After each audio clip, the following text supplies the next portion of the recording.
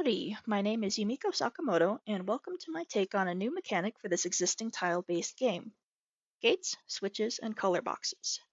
This mechanic introduces gates, tiles that block the player's progress but can be opened when their corresponding switches are activated.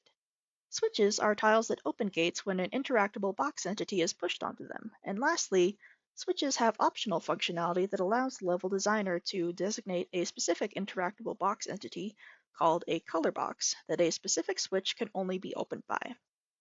This mechanic was inspired by the key and gate mechanic from the game Chips Challenge, as well as a gate mechanic used in one map of the game Pokemon Conquest. Now we'll hop into a package build of the game to demonstrate this mechanic and how it affects gameplay. Here we have a level where the wind tile is currently inaccessible, as there are wall and gate tiles blocking it off.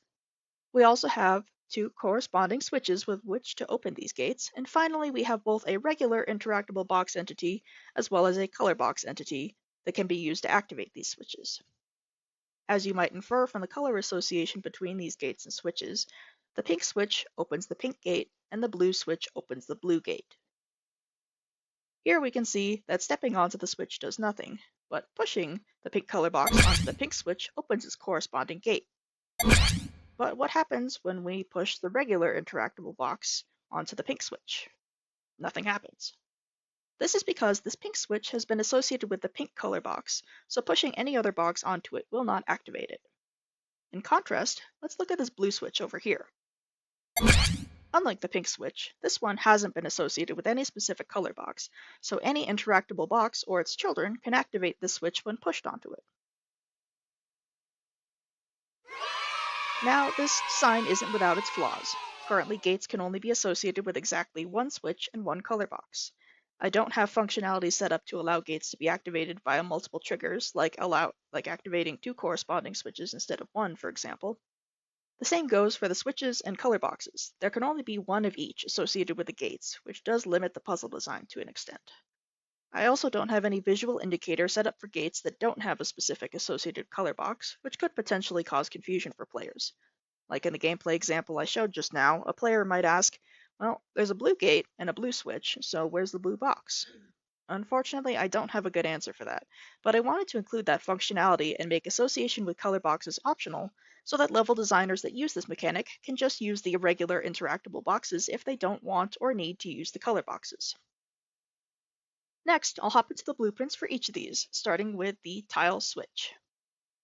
Now, the switch is the most complex of the three parts of this mechanic, as it is where the majority of the logic is set. It starts off pretty simple with the begin play event, where each switch checks its corresponding gate and looks for that gate's corresponding color box, setting its own reference to that color box accordingly. I chose to set the switch's reference to the color box this way rather than making it instance editable to try to mitigate the possibility of human error. Less fields to fill in manually means less chances to forget to set things after all. Now for the fun part: what the switch does when something enters it. First, it checks the entering entity to confirm whether it's an interactable box by casting to it. If the cast is successful, the switch checks if it had a corresponding color box associated with it, as we saw in the begin play event. If a color box was not associated with the switch, then we just go right into opening the gate. But if there is an associated color box, the switch then checks whether the box that just entered is the right one. If it isn't, then the switch does nothing, naturally. But if it is the right color box, then we move into calling the gate state change function on the switch's corresponding gate and pass in a Boolean parameter telling the gate that the gate is opening. After the gate state change event finishes, we then allow the player to enter the gate tile. We'll get to the gate state change event in a moment, but first I'll go over the on-exit event down here, since it's more or less identical to the on-entered event. Check if the exiting entity is a box. Check if the switch has a corresponding color box. If yes, then check if the box is the right one. And if no, then close the gate regardless and stop the player from entering the gate tile. Now let's take a look at the gate state change that both of these events in the switch tile call. This event is fairly simple. It takes the Boolean fed into it to determine whether the gate is opening or closing, and it sets the gate's new position accordingly. If it's opening, set the new position to the gate open position, which is a vector that we've set ahead of time over here. If it's closing, set the gate position to the gate close position, which is another vector with the close position set ahead of time over here.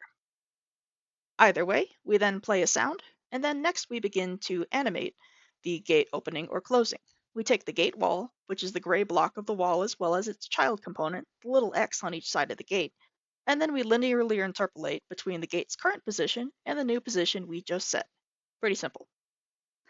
The final part of this mechanic, the interactable color box, doesn't actually have that much code in it, save for this update color event. It's just here to be pushed and have a good time.